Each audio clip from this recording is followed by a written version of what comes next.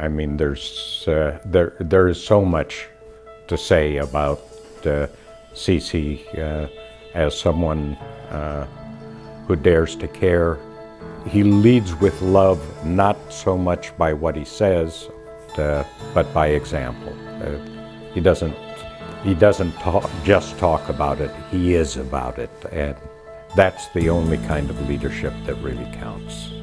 CC has taught me personally how to love others genuinely and to be myself, and how that can be value added to transforming a life. I've learned so much about how powerful it can be when you're being vulnerable and when you're being able to share your story, share your truth.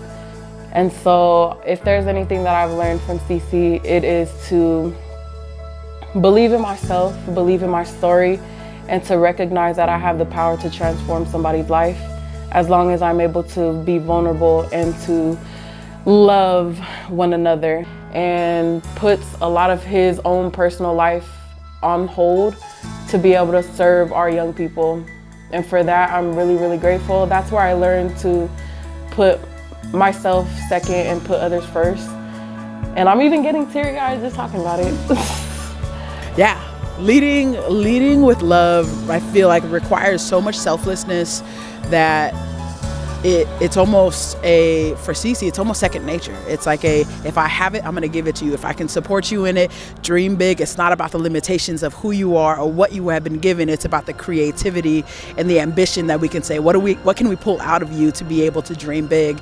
And I think that is ingrained kind of in his DNA, and recognizing that his love and his leadership, like showing us how to wear a heart on our sleeve, and recognizing that their courage of vulnerability is the critical piece to true change work. And I think that's what he lives and breathes, and he instills in all of us who lives and breathes with him in this work. A perfect definition of someone that leads with love. He's definitely not someone that just talks about the changes that needs to happen within our community and how we need to support our youth.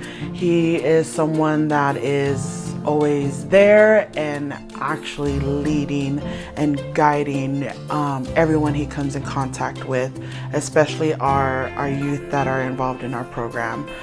He's always taught us that if you lead with love, if you put your heart into it, whatever you do, if you do it with your heart, then you're unstoppable. When I think of CC Carter, I think about heart and I think about love. And at Chico State, where I went to school, he was always someone that walked into a room and took control of it, not by his loud voice or his laughter, but because his heart and it was infectious, and it made us all want to be better people, want us to lead in a better way. And every time he opened his mouth, he just inspired us. I think the true heart is blind to the differences in one another.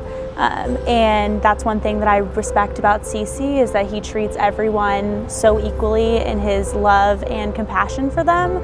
Brother CC Carter, I want to thank him for giving me the opportunity to reach out to these children, reach out to these kids, and be a positive influence to our youth. I want to give a standing ovation to CC Carter for being such a wonderful human being, for being a leader, leading by example, and pretty much expounding on what it means to be that uncle or that father figure to the youth. He's a man of morals, principles, and values, and is greatly appreciated.